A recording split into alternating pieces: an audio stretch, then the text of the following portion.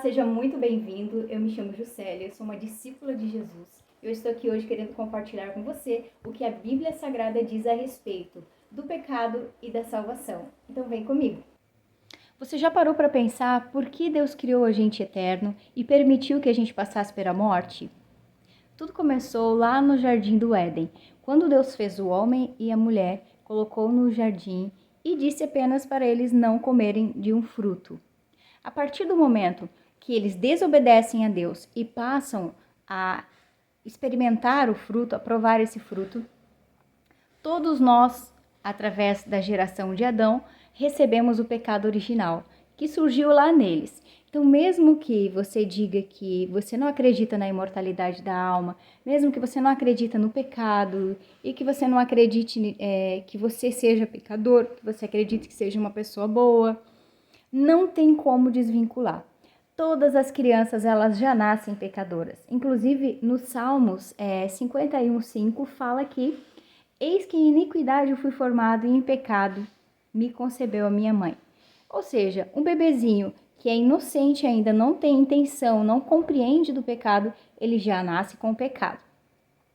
Então, o pecado, ele entrou na nossa genética, podemos assim dizer, nós recebemos por herança o pecado já de uma ligação de nascimento, não tem a ver apenas com o que nós fazemos. Simplesmente nascemos pecadores. Quando nós nascemos, nós já somos uma criatura de Deus. Deus que nos projetou, Deus que nos fez. E Ele nos fez com um projeto eterno. Não importa se você veio de um lar cristão, se você veio de um lar conservador, se você veio de um lar estruturado, se você veio de um lar de adoção, desestruturado, de abandono, não importa. Se você foi concebido dentro de um casamento, fora dele, ou de um abuso, quem sabe, a criação de Deus para você é perfeita, planejada, com certeza você já é uma criação de Deus. Não tem como fugir disso. A perfeição que existe no corpo físico, a perfeição que existe no nascimento de um bebê, é só um projeto divino que pode garantir isso, tá? Mas além de ser criatura de Deus, existe um projeto de Deus para nos adotarmos como filhos. Mas esse projeto, então, para nos resgatar do pecado original, que transforma a gente num pecador constante, ele necessita de uma decisão pessoal. Todos nós somos pecadores. E o que é pecado? Bom, a Bíblia deixa claro algumas coisas do que é pecado. No original, o pecado, ele significa errar o alvo. O nosso alvo é agradar a Deus, né? Mas o pecado, ele é errar o alvo. Então, todas as coisas que a gente faz que pode, de alguma forma, fazer errar o alvo de agradar a Deus, qualquer coisa. Pode ser um pensamento, pode ser uma omissão, pode ser realmente a ação de alguma coisa, né? Vamos lá. Mateus 5:28 fala assim: quem olhar com cobiça para uma mulher já cometeu adultério em seu coração. Essa cobiça, esse pensamento, ele já é uma forma de pecar. Então você pode dizer, mas eu não sou pecador porque eu nunca traí ninguém, eu nunca traí minha esposa, eu nunca cometi adultério. Jesus deixa claro que apenas o fato de pensar em alguma coisa, o nosso pensamento humano, carnal, ele já nos leva ao pecado. Tiago, no capítulo 4:17, ele fala sobre omissão. Diz assim: é pecado saber o que devemos fazer e não fazermos. Quer dizer, tantas coisas nós poderíamos estar fazendo e o simples fato de não fazermos já estamos em pecado. Como seres humanos, nós pecamos em vários aspectos. Podemos não estar fazendo coisas que nós julgamos erradas e pecadoras, mas o fato de não estarmos fazendo coisas que julgamos corretos, que sabemos que é correto, que já recebemos a orientação, já estamos deixando a desejar, já estamos em pecado.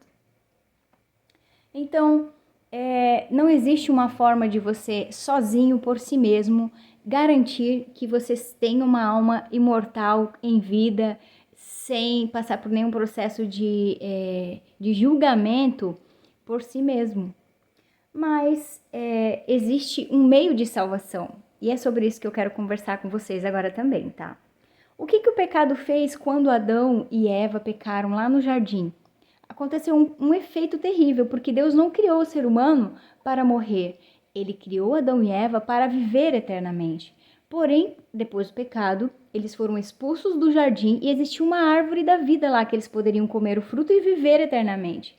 Mas quando eles foram expulsos do jardim, anjos vieram proteger essa árvore para que eles não vivessem eternamente em pecado e fossem impedidos de ter a oportunidade de se encontrar com Deus depois dessa passagem da morte. Então a morte ela não deve ser temida. Ela é um processo que nós acreditamos que é necessário, né? Após a morte, passar por esse processo para nos encontrarmos com Deus. Porque quem gerou o pecado, quem gerou a morte foi o pecado concebido originalmente lá por Adão e Eva. Quando Adão e Eva pecaram, eles se tornaram inimigos de Deus. A Bíblia fala que Deus visitava eles todos os dias. Então imagina a paz, o ambiente maravilhoso que era estar com Deus. Mas quando eles perceberam o pecado, eles se sentiram em pecado, eles se esconderam de Deus. E normalmente é isso que a gente faz quando a gente percebe que estamos em pecado. Só que a melhor coisa que existe para o ser humano, quando percebe que está em pecado, é procurar Deus, aproximar-se de Deus. E não ao contrário, não fugir dele. O único lugar de resgate, o único lugar de socorro, de proteção é em Deus. Se nós nos afastarmos dele cada vez que nós percebemos que estamos em pecado, que cometemos um erro, nós vamos estar mais distante da proteção. E ele tem dado para nós solução, ele tem dado abrigo e é de graça o que o Senhor tem dado para nós. Mas o pecado provocou isso, esse medo de se encontrar com Deus, esse medo de estar próximo a Ele na sua santidade. E o homem tornou-se inimigo do homem também. Por quê? Antes não havia morte, não havia pecado no jardim. Porém, depois que houve o pecado original, os filhos de Adão e Eva, Caim e Abel, entraram em uma discussão e houve o primeiro assassinato. Não mais no jardim, mas na terra. Eles foram expulsos daquele jardim, né? Que era na terra, mas eles não estavam mais vivendo em harmonia como era, porque o pecado habitou agora nos filhos, né? A geração de Adão e Eva estavam sofrendo terríveis consequências desse pecado, que foi a morte de Caim. Outro efeito que o pecado trouxe para Adão e Eva e para sua geração, então, foi a prisão do pecado. Nós viramos cativos do pecado. No Novo Testamento, lá no livro de Romanos, no capítulo 7, no verso 22 e 23, Paulo escreve o seguinte: Eu tenho prazer na lei de Deus, mas vejo nos meus membros outra lei, que guerreando contra a lei da minha mente, me faz prisioneiro da lei do pecado que está nos meus membros.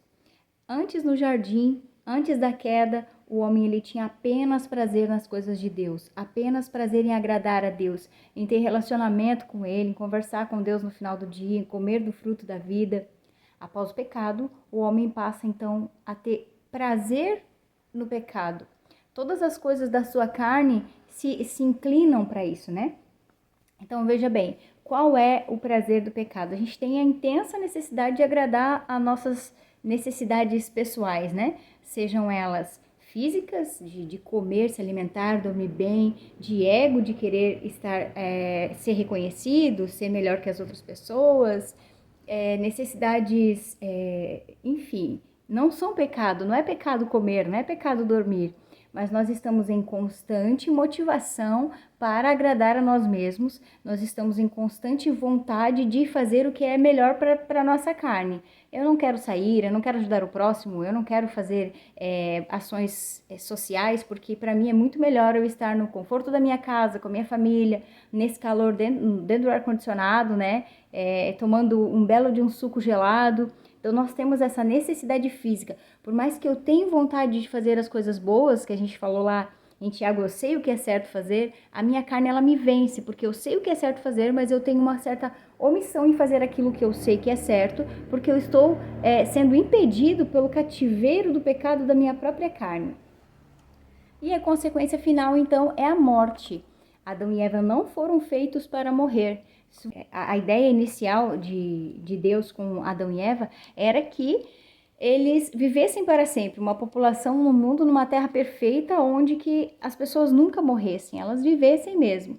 Mas, infelizmente, o pecado que nos rodeia nos levou à morte.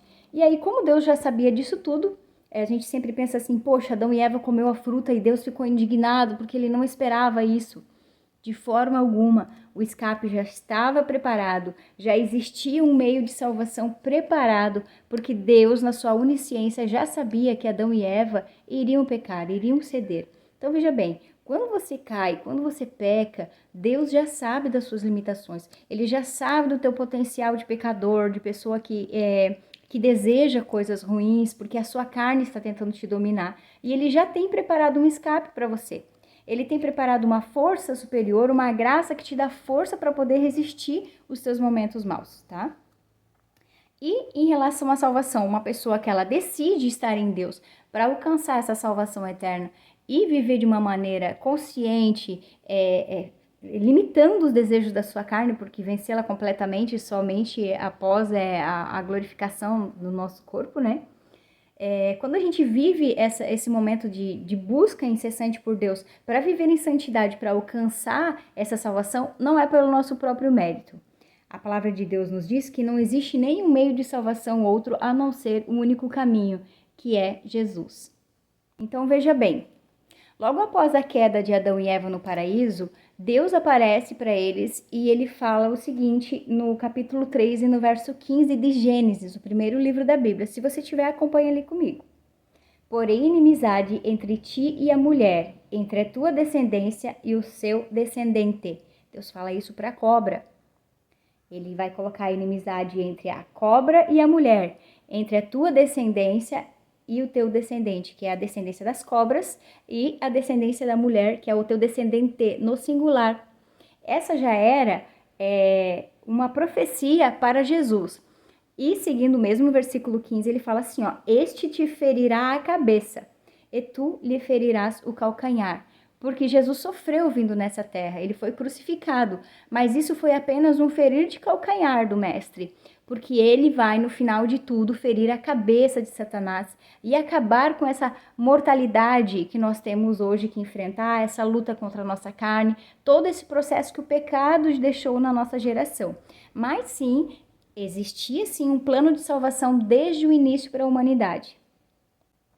Porque Deus, na sua onisciência, já sabia que Adão e Eva pecariam. E antes da fundação de todas as coisas, Deus já tinha preparado um plano para que no tempo correto do tempo Jesus nascesse. E mais, ele não apenas nasceu em qualquer época, de qualquer jeito, não. Isaías profetizou a vinda de Jesus no livro de Isaías, do profeta Isaías, no capítulo 7, no versículo 14. Isaías escreveu 700 anos antes de Jesus nascer. E ele falou o seguinte: o Senhor mesmo vos dará um sinal. Qual vai ser o sinal? Eis que uma virgem conceberá e dará à luz a um filho, e será o seu nome Emanuel. Então, naquele momento em que Adão e Eva pecaram e levaram toda a descendência da raça humana ao pecado juntamente com eles, Deus já havia preparado um plano de salvação, que seria através do seu filho unigênito, que viria através de uma mulher, de uma virgem, para deixar aqui o seu legado na história, explicar e dar a sua própria vida. Jesus foi o filho primeiro e é o primeiro filho, unigênito ele era, agora nós somos todos irmãos, a partir do momento que nós aceitamos a salvação através dele. Quando Jesus vem, ele deixa as portas abertas, ele fala do amor dele e do Pai, e ele entrega a sua própria vida para que todos que nele crê tenham a vida eterna, para que todos que nele crê se transformem também filhos de Deus. Porque veja bem, como eu falei no início, você nasce sendo criatura, um plano de Deus existe para você, mas você decide através da fé fazer parte da família de Deus. Você só é filho quando você decide realmente fazer parte da família de Deus. Quando você reconhece Jesus como o Filho de Deus, que através dele você vai ter a sua salvação. Então você é abraçado pela graça. Mas você pode dizer assim, eu sou uma pessoa muito boa, Juscelia, eu sou uma pessoa que não mato, não roubo, pago as minhas contas certinho, pago os meus impostos, até ajudo os pobres.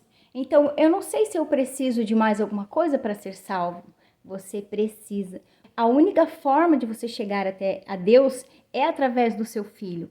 Como você vai chegar até Deus, o seu Criador, sendo que você nem o conhece, você nem o reverencia, você nem teve essa amizade, você não reconheceu o sacrifício do seu filho?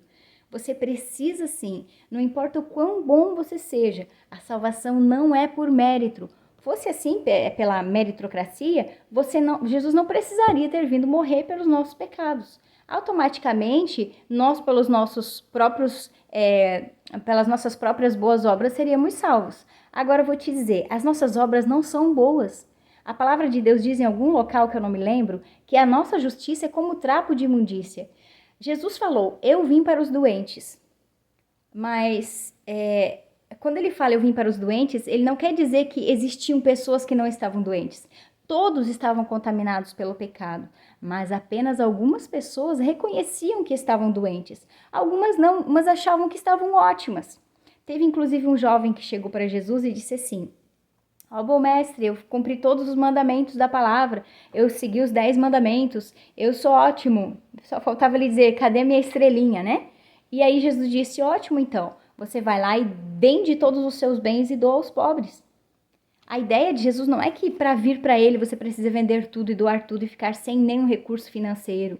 Mas ele, como mestre, entendeu que aquele jovem, ele tinha um ego nele mesmo. Ele servia a ele mesmo, ele amava ele mesmo, o seu dinheiro e as coisas que ele possuía. E para servir a Deus, para seguir a Deus e para alcançar a salvação, a gente tem que reconhecer o quanto somos pecadores, pequenos, e o quanto nós carecemos, necessitamos da misericórdia de Jesus e da graça dele para nós.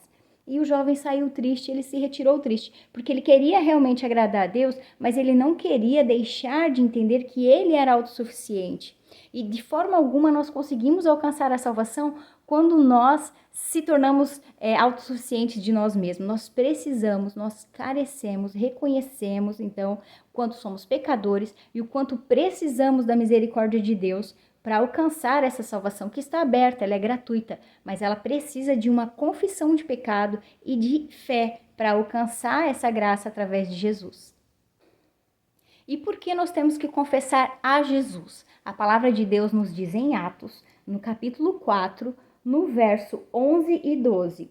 Este Jesus é a pedra rejeitada por vós, os construtores, a qual se tornou a pedra angular, e não há salvação em nenhum outro, porque debaixo do céu não existe nenhum outro nome dado entre os homens pelo qual importa que sejamos salvos. Então Jesus é sim a única porta, o único caminho, a única ponte que nos liga até Deus. E por isso é necessário nós reconhecermos Ele como Filho unigênito, como nosso Salvador e como nosso Senhor. Não apenas Salvador. Ok, Jesus, eu te reconheço como meu Salvador e sigo a minha vida.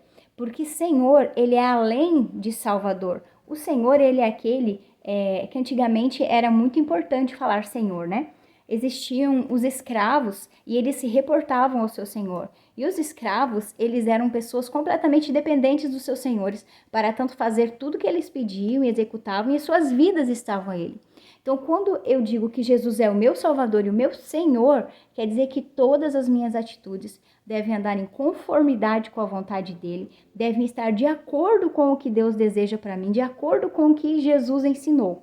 E aí, como eu vou saber qual é essa vontade? A partir do momento que eu confesso o Senhor como meu Salvador, automaticamente eu vou buscar a Ele de várias formas, orando, lendo a Bíblia, participando de encontros, de reuniões onde se fala de Jesus, para a gente conhecer mais dele, trocar informações, para a gente se aproximar mais de Jesus. Porque ele, como meu Senhor, como eu vou saber qual é a vontade dele para mim, se eu também não me prostrar em querer conhecê-lo mais?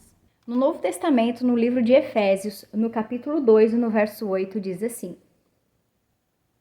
Pela graça sois salvos, mediante a fé, e isso não vem de vós, é dom de Deus. Pela graça significa que não importa o quanto nós tentamos nos esforçar, vai ser através da graça, do favor imerecido de Deus para os homens que nós alcançamos a salvação. E pela fé, quer dizer que na fé eu tenho que crer, que confiar, acreditar, mesmo sem ver, mesmo sem ter algo concreto a palpar. É a convicção que o próprio Espírito Santo dá para nós de que é através de Jesus que nós alcançamos a salvação. E mediante a fé, quer dizer que através da minha confiança, através de eu acreditar, confiar que através de Jesus eu alcanço a minha salvação, o próprio Espírito Santo vai trabalhar no meu coração para isso, e aí sim eu vou ter essa convicção de salvação. É pela graça, através da fé.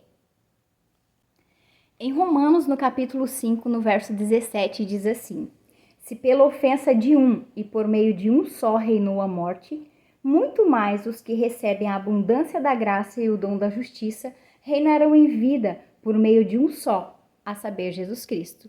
Paulo estava aqui fazendo referência a Adão. Pela ofensa de um e por meio de um só reinou a morte, através de Adão, lá no jardim do Éden, através dele.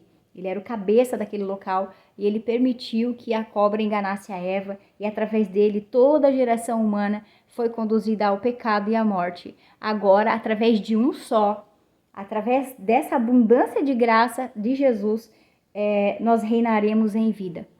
Então, não existe pecado que Deus não possa perdoar. Não existe nada que você possa ter feito que Deus não possa te alcançar e te conceder o perdão. Se nesse momento você está me ouvindo e você pensa que para mim não tem solução, o que eu fiz não tem solução, o que eu tenho pensado sobre mim e sobre as pessoas não tem perdão. Ele te ama igualmente, mesmo você crendo ou não crendo nele. Mas a decisão final da tua vida eterna vai depender da sua fé naquilo que já está de graça disponível para você. A partir do momento que você tiver esse encontro com Deus, a partir do momento que você reconhecer que através dele você tem a salvação e você tem esse direito de vida eterna, o próprio Espírito Santo vai te conduzir a ter uma vida transformada. Ele vai te levar a um lugar longe do pecado, vai te direcionar a um processo de santificação. Porém, isso é necessário que você tenha fé no Senhor.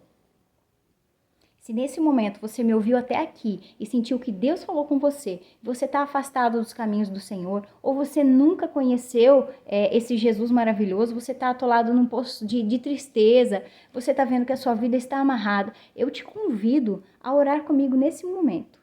Feche os seus olhos aonde você estiver e ore assim. Senhor Jesus, eu entendo que o Senhor é o meu Senhor, o Senhor é o meu Salvador, e eu quero te entregar a minha vida. E eu convido o Espírito Santo nesse momento a entrar no meu coração e me conduzir para mais perto de ti. Me perdoa por todas as ofensas e me ajuda a ter força a levar a minha vida para mais perto de ti. Eu tenho certeza que o Senhor me aceita e eu te aceito também. Amém. Se você fez essa oração comigo, coloque um amém aqui embaixo nos comentários. E se essa palavra foi muito importante para você, fez sentido para você, encaminha para um amigo, para que essa palavra também possa falar com ele e alcançar a vida dessa pessoa também. Não desista de confiar na graça, na salvação, na provisão e no cuidado de Deus para você. Se você está comigo até aqui, eu peço para você, vá até um local onde você se sinta acolhido, abrigado, busque o Senhor, procure um conselheiro espiritual, procure uma igreja cristã mais próxima da sua casa, vá conversar, vá buscar o Senhor, que Ele está de braços abertos te esperando para te dar vida e vida com abundância. Fique com Deus, um abraço e até mais.